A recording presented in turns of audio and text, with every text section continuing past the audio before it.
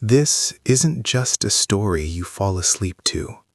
This is the true, raw, and terrifying history of how the perfect world shattered, leaving behind only the cold steel and merciless ambition of the samurai. Prepare yourself, because we are diving deep into the abyss of feudal Japan, starting at the moment the heavenly mandate became nothing more than a bad joke whispered in the gilded halls of Kyoto. For centuries, the emperor, the son of heaven, was the absolute center of the universe. His capital, Heian-kyo, Kyoto, was a shimmering metropolis of unparalleled sophistication, a place where men judged each other not by their sword skill, but by the elegance of their calligraphy and the poetic quality of their heartbreak.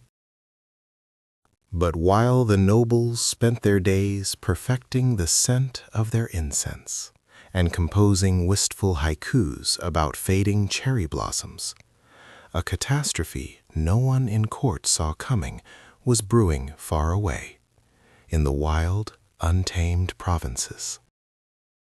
They were too focused on the color of their robes, too entranced by their own rarefied culture, to notice that the foundation of their perfect world was dissolving beneath a tide of peasant misery and rising banditry. The emperor was divine, yes, but divinity does not pay the taxes, nor does it fend off the starving hordes descending from the mountains.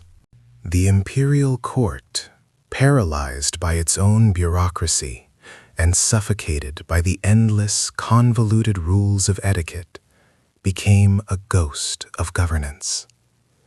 Real power had been subtly stolen, not by a conquering warlord, but by the relentless political maneuvering of the Fujiwara family, a clan that perfected the art of controlling the emperor by marrying their daughters into the throne.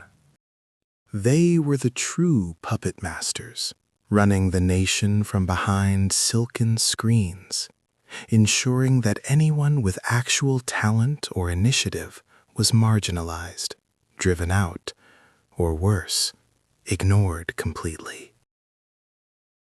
The result was predictable: utter and total administrative decay. The vast, fertile lands of the provinces, once strictly controlled, began slipping out of imperial grasp, falling prey to powerful local magnates who answered to no one but themselves.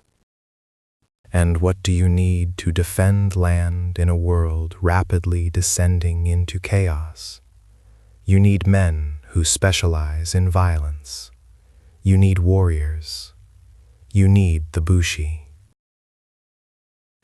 This is the moment the samurai were born. They weren't created by imperial decree. They were summoned by desperation. They were the armed muscle hired by provincial governors and wealthy estate holders, the shogun owners, who needed protection from rivals and thieves. These early warriors were rough, unrefined, and terrifyingly efficient. They weren't concerned with the latest court scandal. They cared about their bow, their horse, and the sharpness of the blade they called the chokuto, the predecessor to the mighty katana.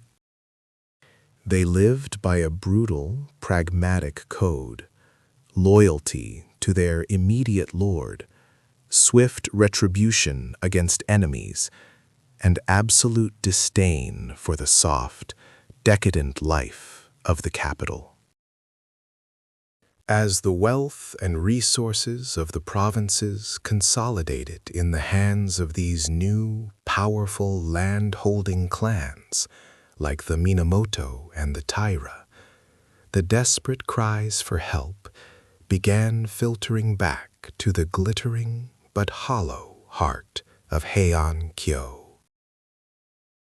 Whenever bandits grew too bold, or a provincial dispute flared into open warfare, the Fujiwara regents had only one option: hire the very people they had exiled, these brutal, trained fighters.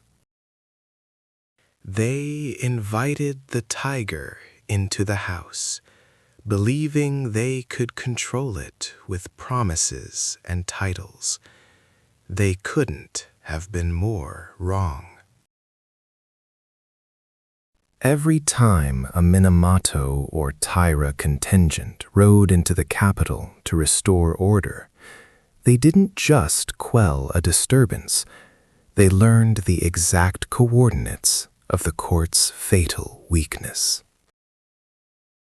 They saw firsthand that the men who claimed to rule the land were incapable of governing, and worse, incapable of fighting. The warriors saw a vacuum, and nature, especially the nature of power, abhors a vacuum. This catastrophic miscalculation by the imperial elite, this fatal reliance on brute force, while simultaneously despising the men who wielded it, was the genesis of 1,000 years of conflict. Imagine the arrogance, inviting two of the most ambitious, violent, and highly organized military clans in the entire history of Japan to come right into your living room and watch you squabble over who gets the best seat. The Minamoto and the Taira, two massive extended families, both claiming tenuous descent from former emperors who had been demoted into the warrior class, began their ascent not as rivals, but as temporary partners in exploitation. They were the twin dragons of war, and they realized quickly that the richest prize wasn't the distant, muddy rice paddies. It was the dazzling, undefended gold mine of the capital itself. The stage was set for the ultimate showdown, a period of horrifying instability known as the Hogan Rebellion, 1156, and the Heiji Rebellion, 1160. These weren't minor skirmishes. These were the opening salvos of the death knell for the imperial dream. For the first time, Kyoto, the sanctuary of peace and poetry, became a battlefield.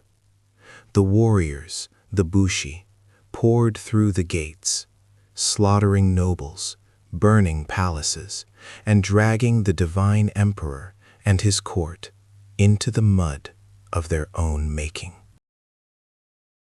This was the seismic shift. The military class had not only tasted power, they had discovered they could take the ultimate prize with chilling ease. The warrior had replaced the poet. The katana had silenced the koto. And the sun was setting rapidly on the old way of life. The battle lines are drawn, and the great clans are about to collide in a spectacular, history-defining war that will decide who truly rules the islands of the rising sun. Stay with us, because next we dive headfirst into the cataclysm that was the Genpei War, where the Minamoto and Taira families would fight a war of annihilation. The stage was set, the powder keg was loaded, and the fuse was burning down, lit by the very men who were supposed to protect the divine emperor. We speak now of the Genpei War, the 4-year hurricane that did not just reshape Japan, but hammered the final bloody nail into the coffin of the Heian aristocracy, establishing the terrifying dominance of the samurai forevermore. But to understand the sheer, unforgiving brutality of this conflict, we must first rewind just slightly and look at the meteoric, arrogant rise of the clan that ignited the inferno, the Taira. The Taira, or Heike as they were often known, were the first to truly master the dark art of the provincial warrior turned courtier. While the Minamoto languished in obscurity, the Taira clan head, the infamous Taira no Kiyomori, executed a political coup so brilliant and so utterly disrespectful to the traditions of the Heian period that it remains staggering. He purged the court of all opposition, stacking every high office with his own kin, even daring to marry his daughter to the emperor, ensuring that his bloodline, the blood of a mere warrior, would rule the divine lineage itself. He installed his own grandson, the infant emperor Antoku, on the chrysanthemum throne, effectively making the emperor nothing more than a puppet whose strings were held by a man wearing heavy steel armor, not silken robes. Kiyomori's power was absolute, terrifying, and utterly corrupting. He was the sun, and all others were merely distant, cold satellites. He had broken the cardinal rule of Japanese politics: never let the warrior's hand touch the sacred power directly. This level of audacity, this blatant sacrilege, created a poison that seeped into every corner of the realm, festering into an unbearable resentment among the remaining aristocracy and, crucially, among the exiled warrior class who still bore the name Minamoto. The Minamoto clan, the other great warrior house, had been utterly crushed years earlier during the Hogan and Heiji rebellions, early warning shots that the capital ignored. They were scattered, their leaders executed, their children exiled, left to rot in distant provinces like Izu, serving penance under the watchful eyes of their Taira masters. But the ashes of their defeat still held embers, waiting for the smallest breath of wind to reignite. That breath came in 1180, delivered not by a warrior, but by a desperate member of the imperial family itself, Prince Mochihito. Feeling the suffocating grip of Taira tyranny, he issued a secret decree, a fiery call to arms, smuggled across the provinces, commanding all loyal warriors to rise up and destroy the Heike usurpers. This was the official, sacred justification for the War of Annihilation, protecting the divine integrity of the throne from the very men who claimed to guard it. Yoritomo was in exile, a humiliated survivor of the earlier purges. And though he had been spared execution, his life was a daily testament to Taira dominance. When the sacred call reached him, he understood the stakes immediately. This was not a revolt. This was a gamble for absolute survival. Failure meant not just his death, but the total eradication of the Minamoto name from history. With just a handful of loyalists, Yoritomo raised his banner. The initial response was catastrophic. The Taira reaction was swift, overwhelming, and ruthless. Yoritomo's first engagement, the Battle of Ishibashiyama, was an utter disaster. His meager forces were scattered, his allies killed, and Yoritomo himself was forced into a desperate, terrifying flight across the mountains of Hakone, hiding in hollow trees, clinging to the edge of the abyss. For weeks he was a hunted ghost, the weight of the war resting precariously on his shoulders, moments away from being crushed under the heavy heel of Kiyomori's retribution. But the Taira, drunk on decades of easy victory and bloated with courtly comfort, made a fatal miscalculation. They failed to catch the ghost. During his desperate flight, Yoritomo managed to escape into the vast, untamed Kanto region, eastern Japan. This region, rugged and far from the soft corruption of Kyoto, was the ancient heartland of the warrior class, loyal only to strength, not silk. Here, Yoritomo began the impossible work of forging a new alliance, appealing to the warriors' deepest sense of loyalty and their growing fury at the Taira's metropolitan arrogance. He promised them land, power, and the restoration of a warrior's honor, free from the suffocating politics of the capital. And they answered, slowly at first. Then, in a terrifying flood, the provincial lords flocked to his banner, transforming the desperate exile into the undisputed leader of the Eastern Army. This was the true birth of feudal Japan, a warrior government backed by massive armies, rising in opposition to the divine, but increasingly irrelevant, authority of the imperial court in Kyoto.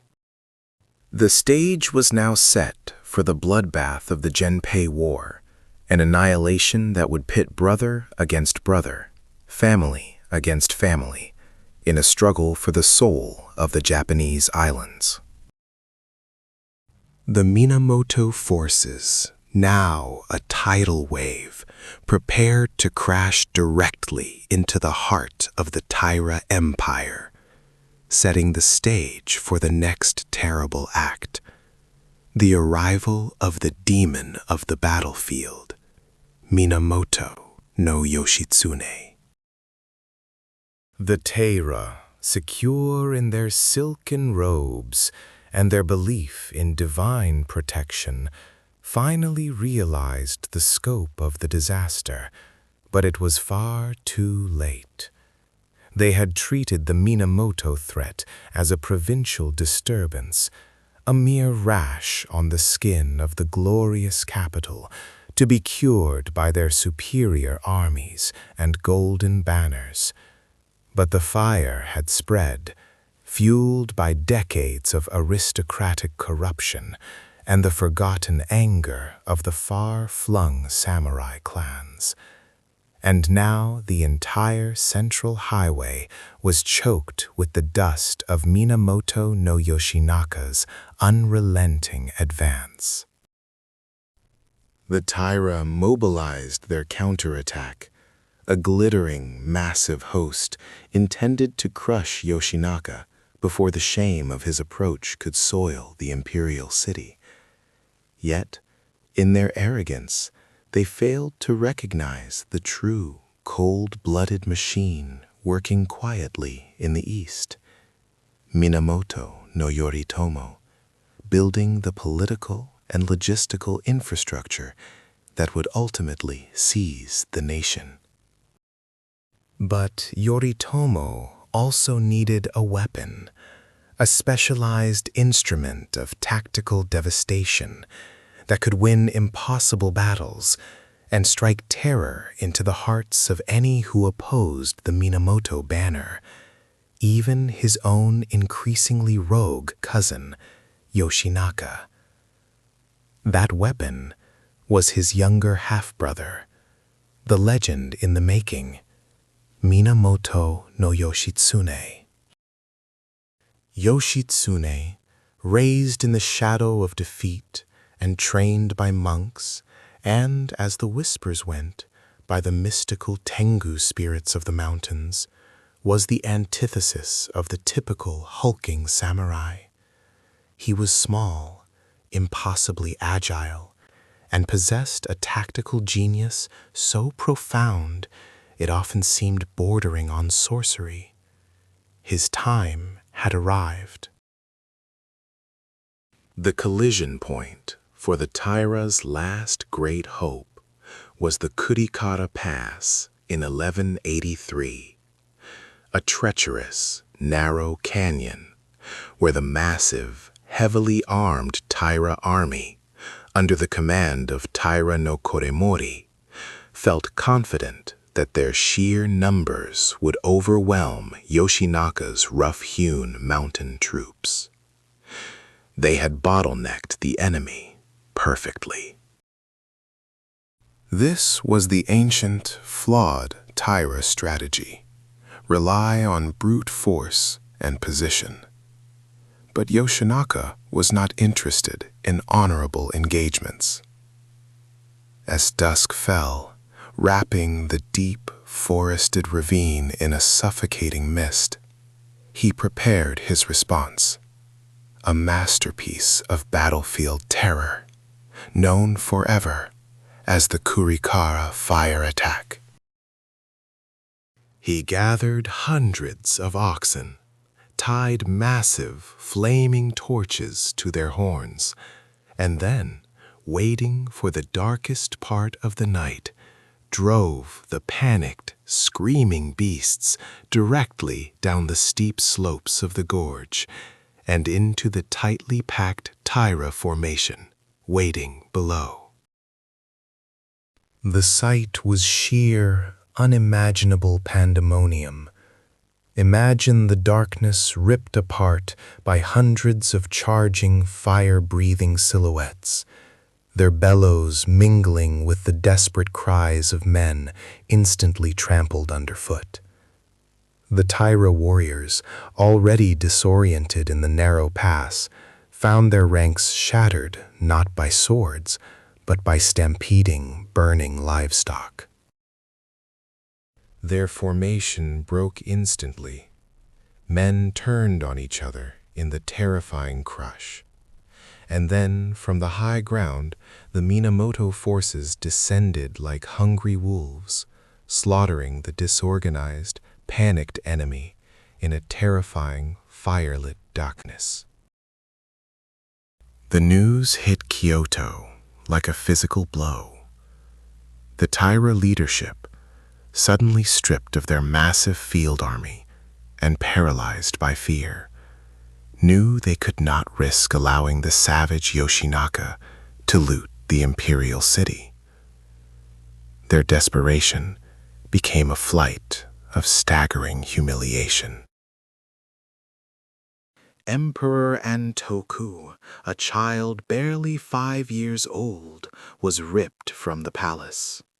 The Taira command loaded the boy emperor, the empress dowager, and, most critically, the 3 sacred treasures, the mirror, the jewel, and the sword, the absolute, undeniable symbols of imperial legitimacy, onto carts and began a frantic, humiliating retreat towards the west.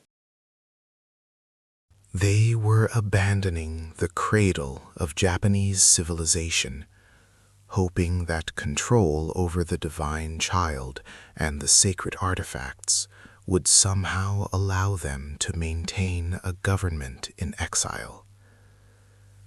The sight of the once mighty Taira streaming out of Kyoto like mere refugees was the ultimate proof that the Heian ideal had collapsed.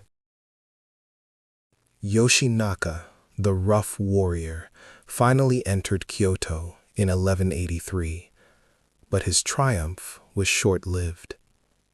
His troops were coarse, ill-disciplined mountain men who immediately began looting and causing mayhem, terrifying the refined nobility and proving to Yoritomo that his cousin was unfit to rule.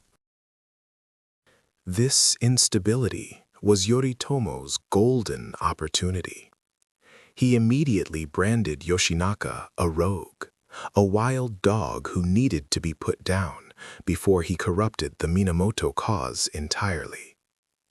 And for this delicate, lethal task, he called upon the tactical savant, the ultimate executioner, Minamoto no Yoshitsune.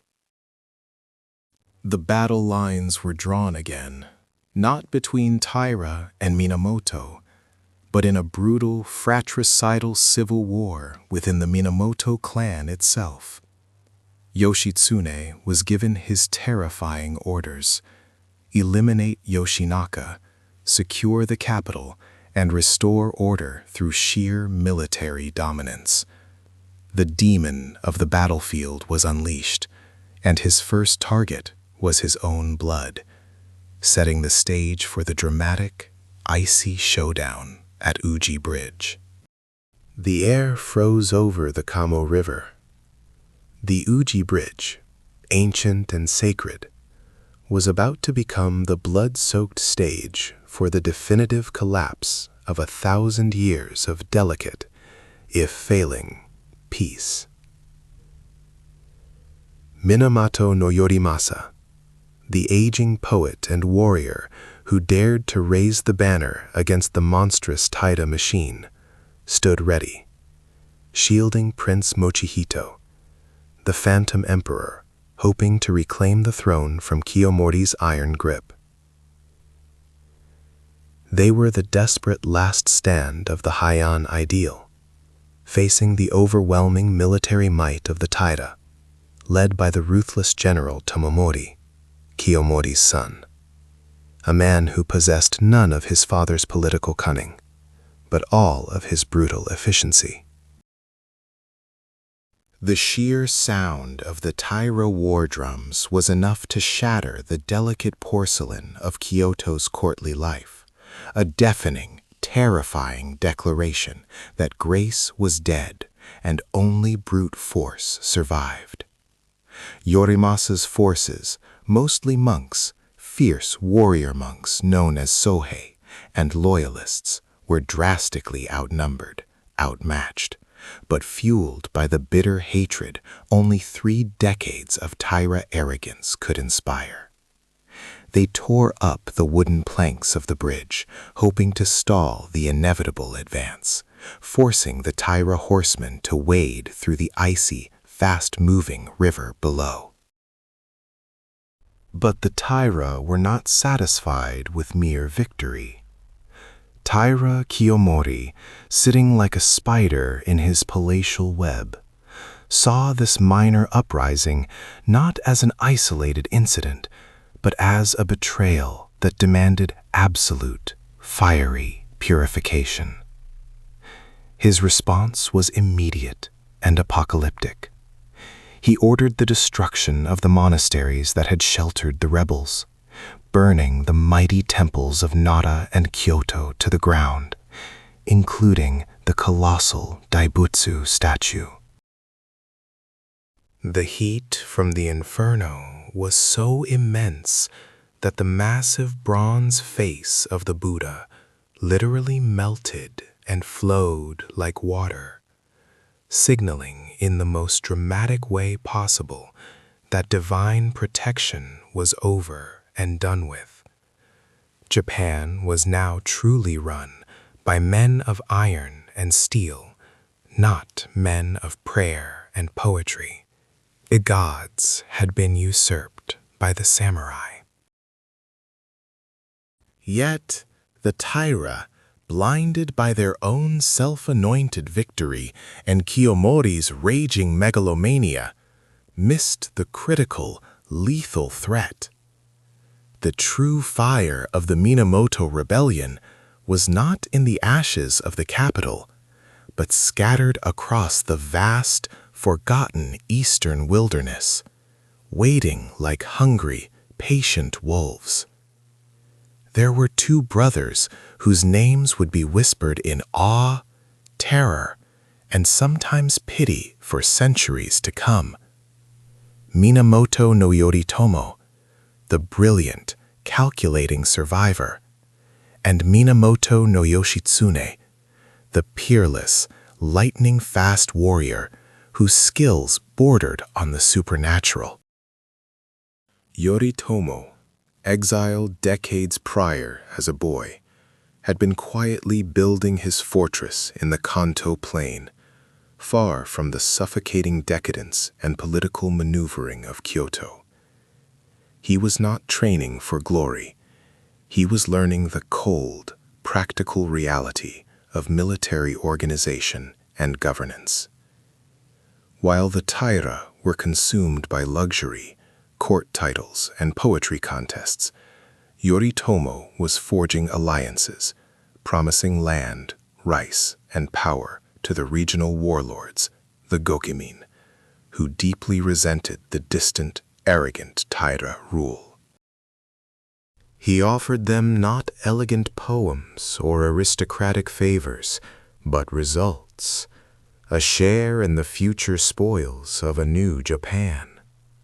His first real test against the Taira came at the Battle of Fujikawa in 1180.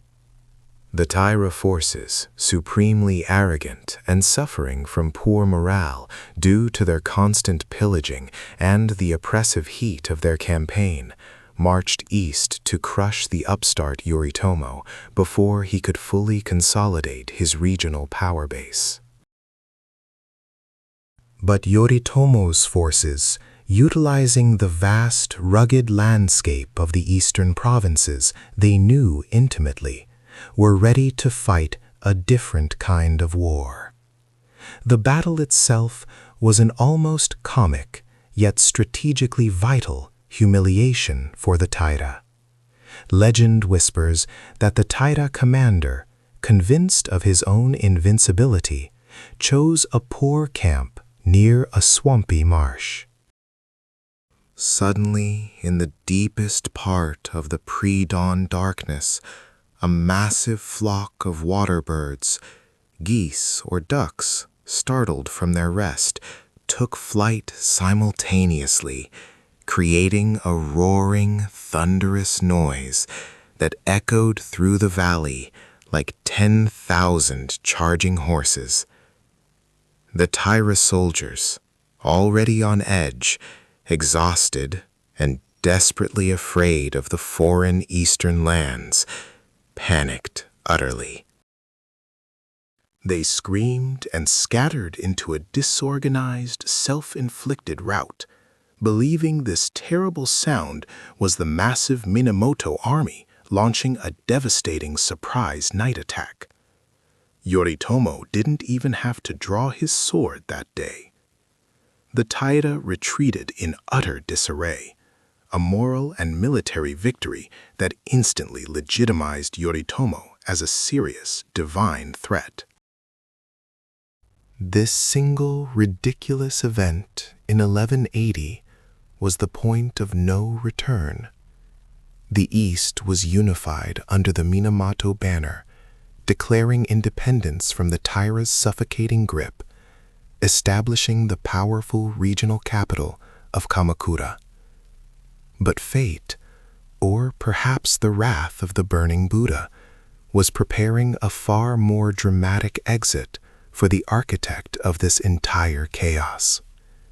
Taira Kiyomori, the man who had burned temples and deposed emperors, began to suffer from a terrifying, agonizing fever that consumed him from the inside out. This death, though satisfying for his enemies, left a fatal power vacuum within the Taira command structure, as none of his remaining sons possessed his cold, unifying ruthlessness. While Yoritomo consolidated his governance in Kamakura, the true star of the Genpei War was about to step onto the stage of history, Minamoto no Yoshitsune. The youngest brother, raised far from court or family, trained by warrior monks and perhaps even mountain spirits, he was the ghost warrior, an unparalleled tactical genius whose speed, agility, and unorthodox battle tactics were unlike anything Japan had ever seen or dared to imagine. He was physically small, almost fragile-looking, but his mind moved at the speed of lightning, calculating odds in troop movements with impossible precision. Yoshitsune understood warfare as an art of shock and awe, relying on terrain and psychological terror rather than just brute attrition. The Taira, now fractured, desperate, and lacking their central general, clung to the capital and their superior naval strength, believing the Minamoto could never dislodge them from their strongholds along the western seas. But Yoshitsune had other plans. He was preparing to lead a cavalry charge that defied all military logic and challenged the vertical limits of gravity itself, a descent that would shock the Taira to their core, and announced that the age of the true, untouchable samurai god had finally, irreversibly arrived. The shadow of the Minamoto banner, once a dusty rumor from the eastern wilderness, was now a catastrophic, earth-shaking reality. The Taira, the family who had ruled the nation by divine proxy and controlled the very breath of the emperor, felt the icy grip of panic seize their gilded throats. They had treated the Genji like unruly dogs. Now the dogs were wolves, howling at the moon and ready to tear the silk robes from their masters.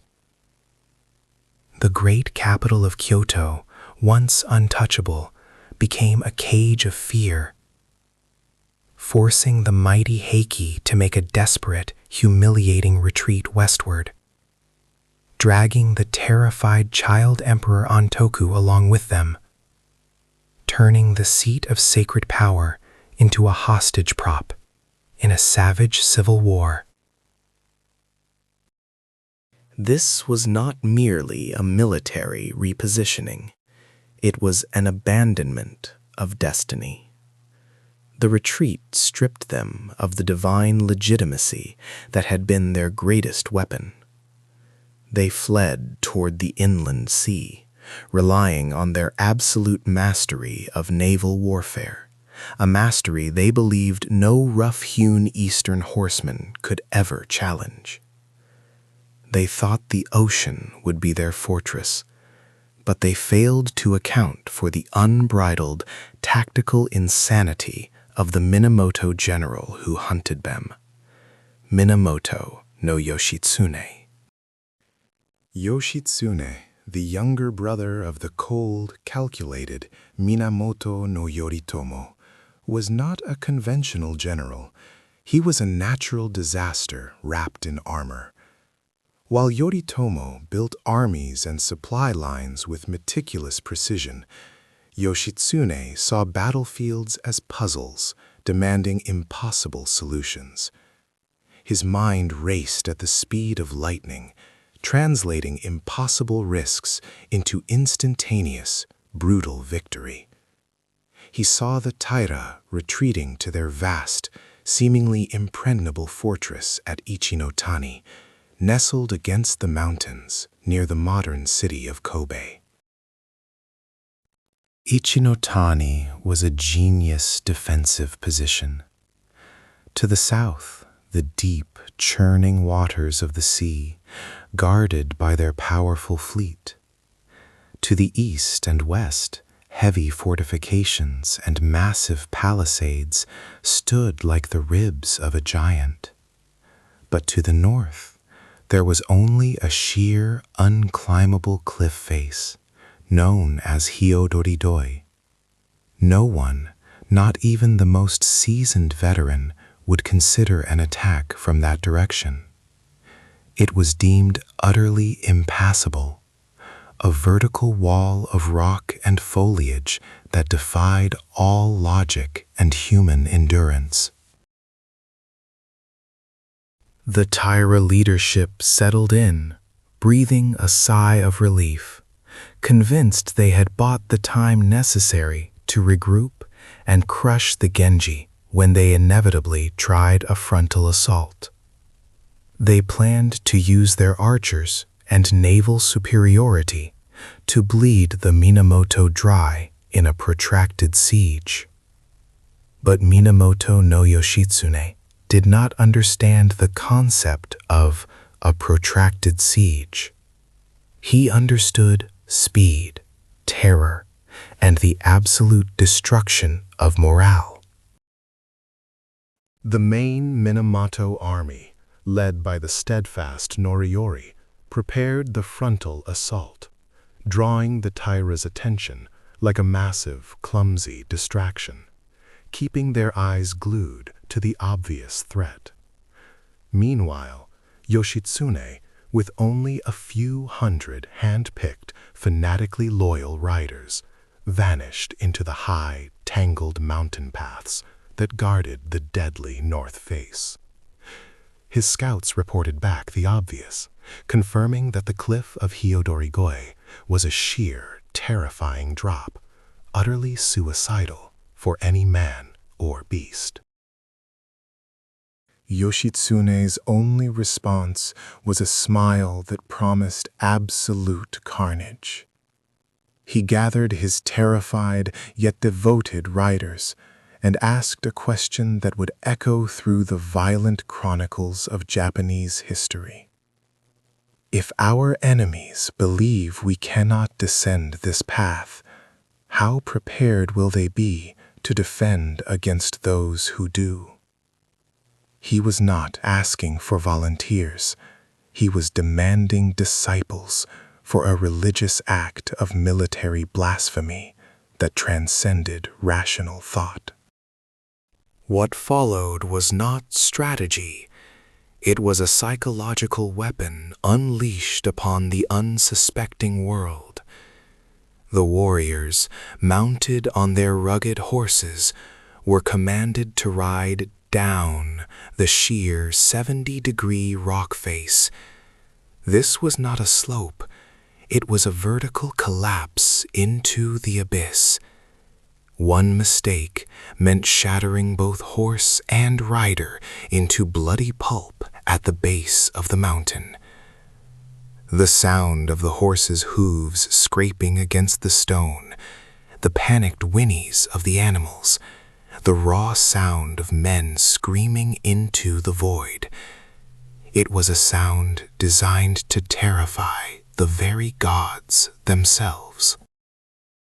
It was a calculated, beautiful madness. As the Taira forces below were nervously watching the frontal clash, suddenly, impossibly, the very mountain seemed to vomit forth hundreds of screaming, iron-clad demons on horseback. The unexpected appearance, the sheer, brazen defiance of gravity and military tradition, utterly shattered the Taira command structure before a single sword was drawn on the ground level. They thought they were secure. They thought the mountain was their impenetrable shield. Instead, the mountain had become the ramp for their executioners. The Minamoto riders hit the fortress like a cannonball fired point blank, immediately igniting the internal camps and throwing the rear defenses into chaos. Panic spread faster than wildfire through the densely packed Taira samurai and retainers.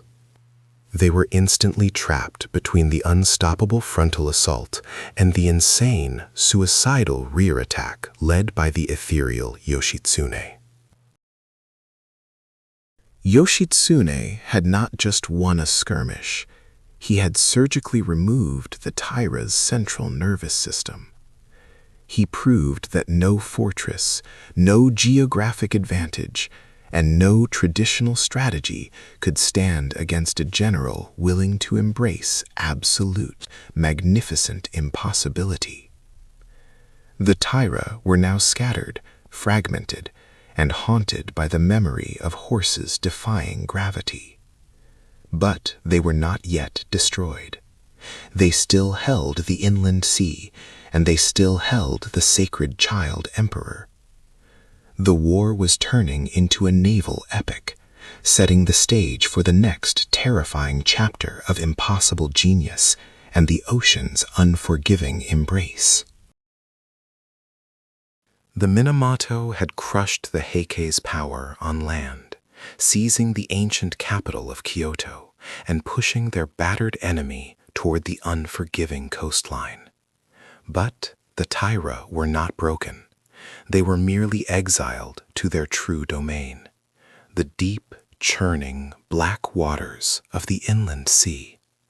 They still held the ultimate leverage, the sacred child emperor Antoku, the symbol of Japan's divine foundation, making every Minamoto victory on soil a hollow, profane gesture.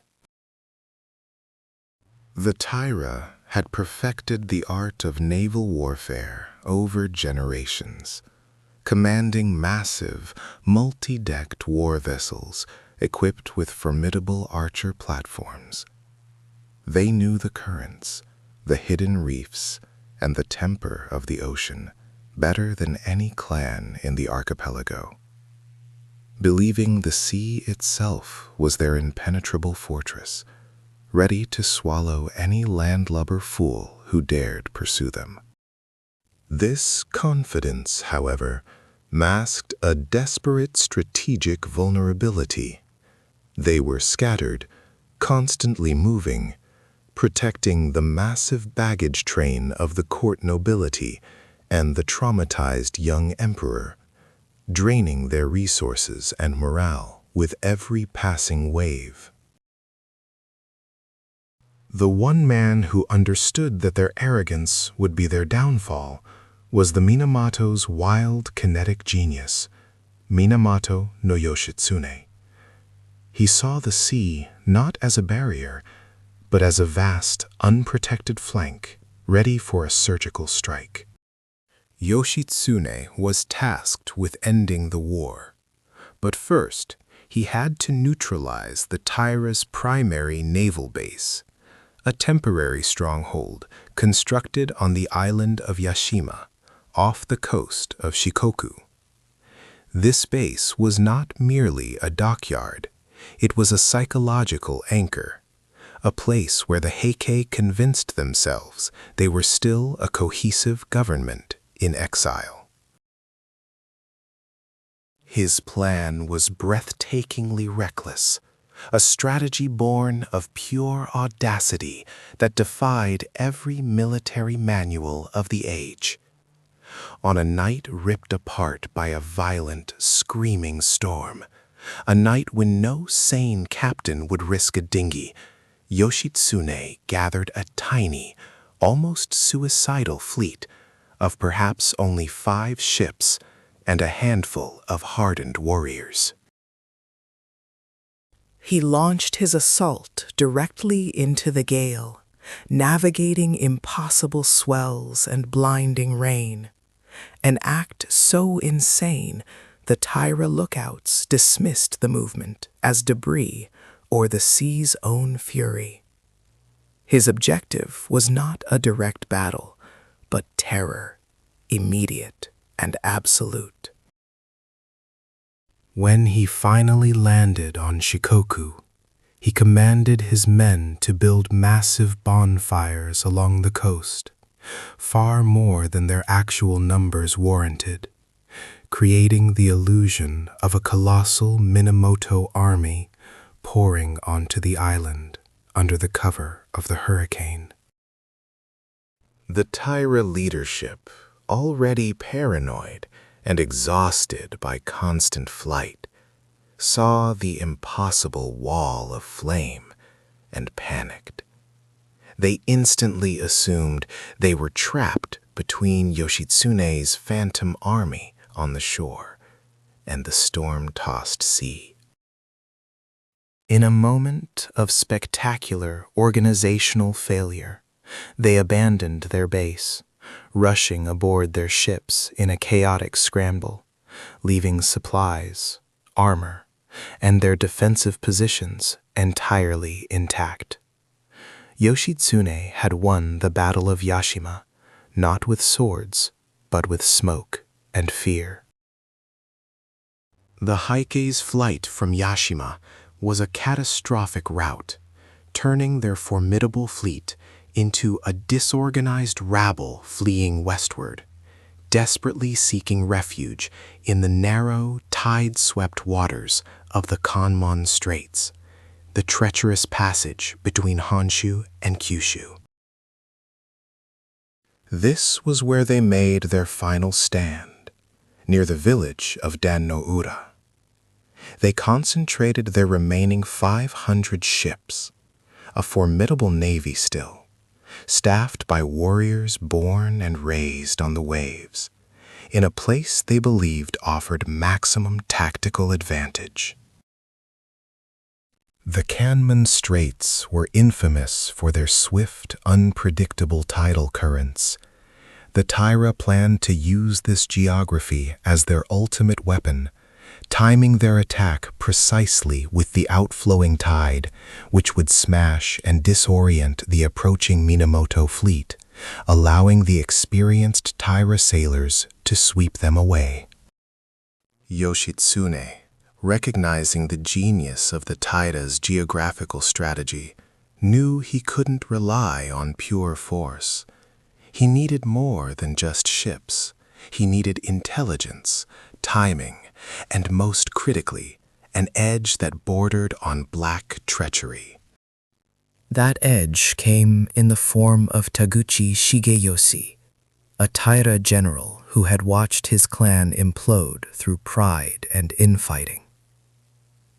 Shigeyoshi saw the writing on the wall, the final, terrifying chapter awaiting them all, and chose self-preservation over suicidal loyalty.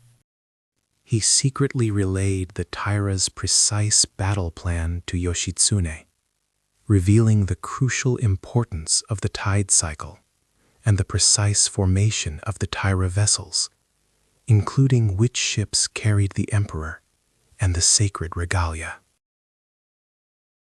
On April 25th, 1185, the final curtain rose over the Kanmon Straits. The battle began exactly as the Taira planned. With the tide pouring out, their ships rode the powerful currents like surfing demons, launching massive volleys of arrows that initially devastated the Minamoto front lines. But the true fatal turning point arrived at the predicted time, midday, when the tide inexorably reversed, beginning to flow back into the inland sea. This was the moment the Taira had relied upon for their crushing victory. But now, thanks to Shigeyoshi's betrayal and Yoshitsune's tactical maneuvering, the tide turned against them. The screams echoed across the strait as the Taira fleet, now completely overwhelmed and demoralized, began to sink. The end was not merely defeat. It was the ultimate ritualistic cleansing of an entire ruling class. This act sealed the destruction of the Taira, and tragically, the symbolic end of the ancient, divine imperial age. When the waves finally calmed, the Minamoto were the undisputed masters of the sea and the land. The era of the warrior, the savage, blood-soaked samurai, was now officially inaugurated, casting a dark shadow over the entire future of Japan. The stage was set for Minamoto no Yoritomo to seize power and establish the shogunate, forever changing the nation's destiny. The thunderous silence that fell over Japan after the Genpei War was not peace. It was the suffocating calm before the official coronation of a new world order. Minamoto no Yoritomo, the architect of this brutal revolution, did not march back to the decaying elegance of Kyoto.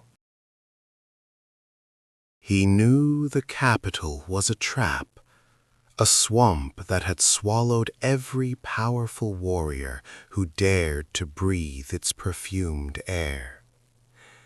Instead, he solidified his power base far away, nestled in the remote coastal village of Kamakura, a strategic fortress bordered by hills and the terrifying, unpredictable sea. This was a statement written in stone.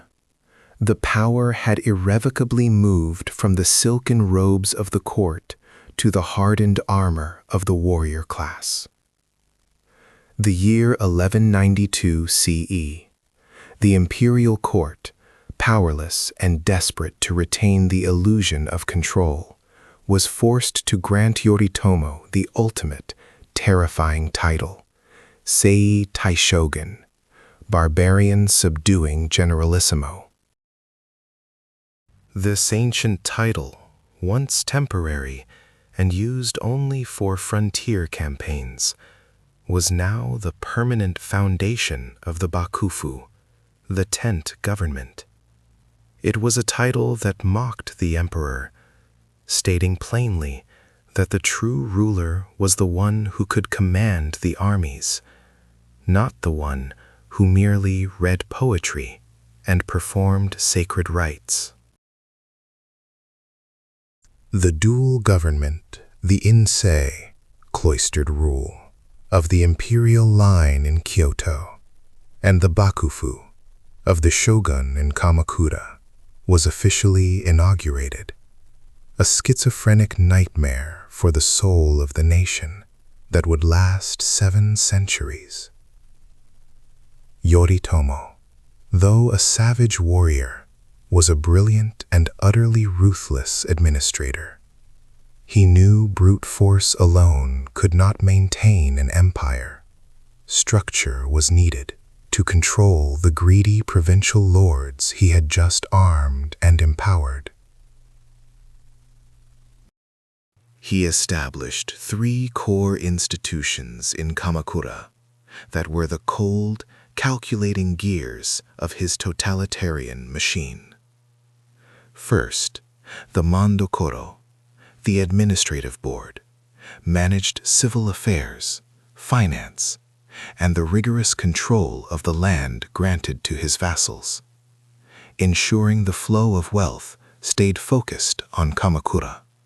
Second, the Monchujo, the board of inquiry, acted as his supreme court, ensuring justice, or rather, the shogun's version of it, was swift and merciless, bypassing the sluggish, corrupt legal structure of the capital. But the most terrifying was the Samurai Dokoro, the board of retainers, which was the ultimate military command center, monitoring every vassal, every samurai, every whisper of disloyalty across the vast, unstable provinces, ready to send swift retribution. Yet, the greatest danger to Yoritomo did not come from the conquered Taira clans or the bitter court nobility, but from the heroic ghost of his own blood. Minamoto no Yoshitsune, his half-brother, was the military genius whose tactical brilliance had actually won the Genpei War, crushing the Taira at Dan no Ura. Yoshitsune was too popular, too charismatic, too dangerous to exist in the shadow of the shogun. The very people who hailed Yoritomo as the victor remembered that it was the younger brother who provided the impossible victories. The paranoia of absolute power demanded a sacrifice. Yoritomo viewed his brother not as a partner, but as a ticking bomb of ambition that needed immediate deactivation. The hunt for Yoshitsune became a national tragedy, a horrifying chase across the Japanese islands, turning a celebrated hero into the most wanted man in the land.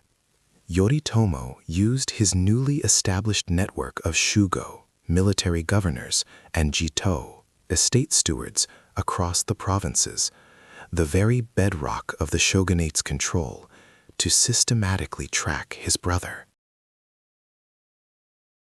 Every former ally was threatened, every hiding place exposed, betrayed, hunted, and finally cornered in the far north by the Fujiwara of Oshu.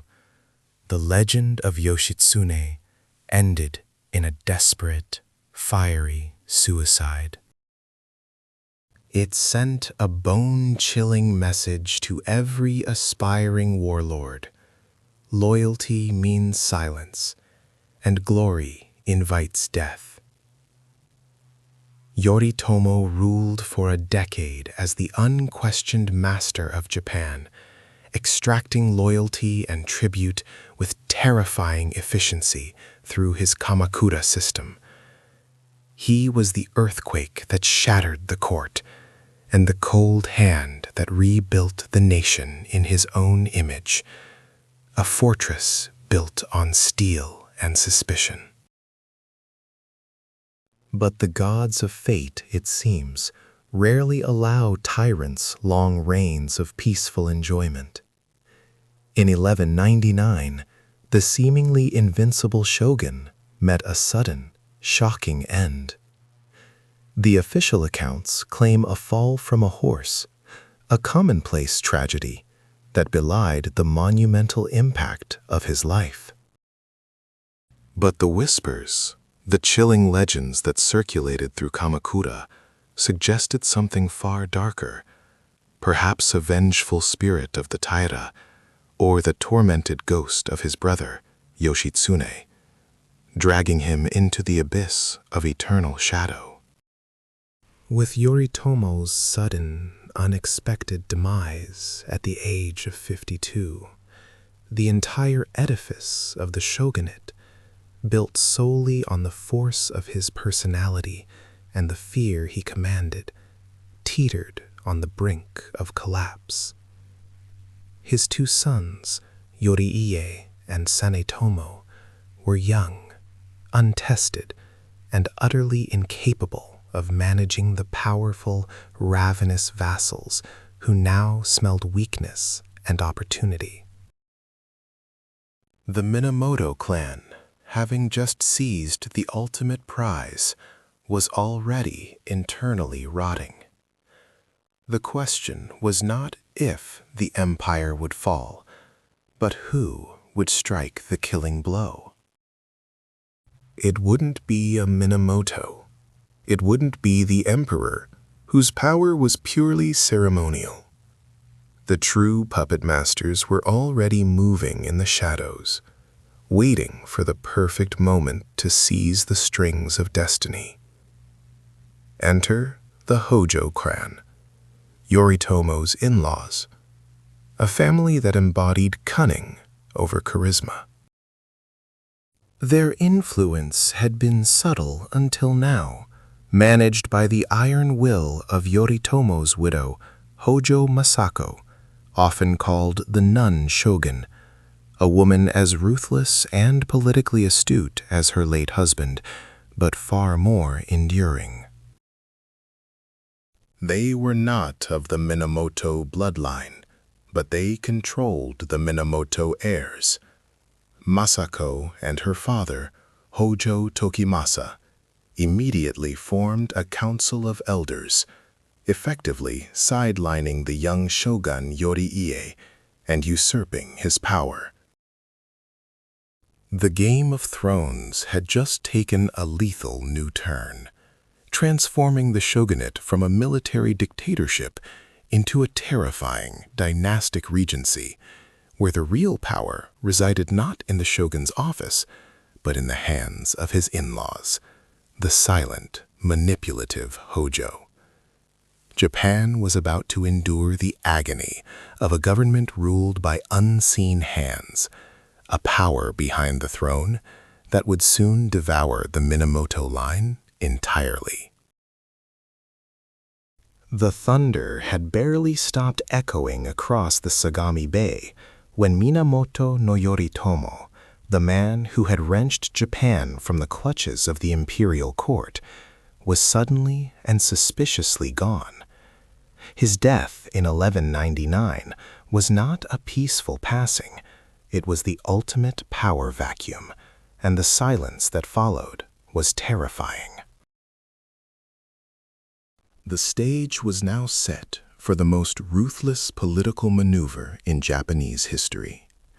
The Minamoto name was powerful, but the Minamoto blood was weak, and Yoritomo's designated heir, the young Yoriie, was nothing more than a puppet whose strings were already being pulled by the cold, calculating hands of the Hojo clan. Yoritomo's death was the signal flare for a full-scale palace coup, executed not with swords on the battlefield, but with whispers and forced retirements in the inner chambers of Kamakura. Hojo Tokimasa, the aging patriarch and Yoritomo's father-in-law, wasted no time. He was not a charismatic general. He was a master manipulator, a man who understood that true power lay not in bearing the title of shogun, but in controlling the man who bore it. He immediately placed his daughter, Masako, Yoritomo's widow, now known chillingly as the nun shogun, in the position of unofficial supreme authority. This was unprecedented. A woman, operating from the shadows of grief and religious seclusion, was dictating the fate of the samurai class, completely bypassing her own son, the rightful second shogun. Yori, rash and impulsive, attempted to assert his authority, challenging the carefully constructed power base his grandfather had built. This was his fatal mistake. The Hojo did not tolerate loose ends, especially those with legitimate claims to power. They systematically stripped him of his administrative authority, transferring governance from the shogun's personal command to a council of elders dominated entirely by their own family members. Yoriie was a shogun in name only, a figurehead whose every decree had to be rubber-stamped by the Hojo machine. In 1203, the inevitable hammer blow fell. Yoriie was accused of plotting against the Hojo, a charge almost certainly fabricated, and forced into exile in Izu, the same remote peninsula where Yoritomo himself had spent decades in forced isolation. The message was clear: defy the unseen government, and you vanish. Soon after, he was assassinated, ending the direct line of the first shogun just 4 years after his father's death. The Hojo then installed Yoriie's younger brother, the delicate Minamoto no Sanetomo, a boy far more interested in writing haunting poetry and pursuing courtly aesthetics than in the brutal, pragmatic politics of Kamakura. He was the perfect, easily controlled figurehead, utterly dependent on his Hojo guardians, and distant from the savage warrior ethos that defined the East. But ambition is a hungry animal, and the internal feuding within the Hojo quickly escalated. Even Tokimasa grew too bold. When he tried to eliminate Sanetomo in 1205, to install a Hojo puppet of his own design, effectively trying to seize the title of shogun for himself, Masako, the Iron Woman, turned on her own father. She orchestrated his forced retirement and exile, proving that her loyalty was not to blood, but solely to the preservation of the Hojo power structure she had helped build. The stage was now set for the ultimate consolidation of cold secondary power. The position of shikin, or regent, was officially established. This Hojo regent was not the shogun, but the man who controlled the shogun, who controlled the laws, who controlled the armies. It was the perfect, insulated position of absolute power, impervious to the whims of the figurehead. These puppets were transported from the capital, installed with grand titles, yet possessed zero actual authority in Kamakura. They were ornamental rulers, a diplomatic nicety, disguising the savage reality that the Hojo were now the undisputed monarchs of the military realm. This chaos, the utter extinction of the shogunal family within 20 years of its founding, was exactly the opening the Kyoto court had been desperately waiting for. Emperor Go-Toba, seeing only a massive power struggle and forgetting the calculated efficiency of the Hojo, attempted to stage a massive comeback. He issued an imperial decree in 1221, denouncing the Hojo leaders and calling upon all loyal provincial warriors to rise up against the usurpers in the east. This was the Jokyu War, a desperate, final gamble by the imperial house to reclaim the power stolen from them by the samurai.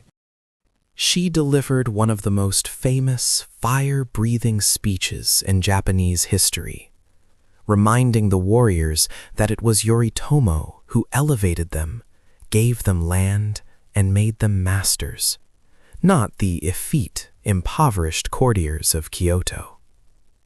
The resulting military response was swift, brutal, and utterly devastating to the imperial cause.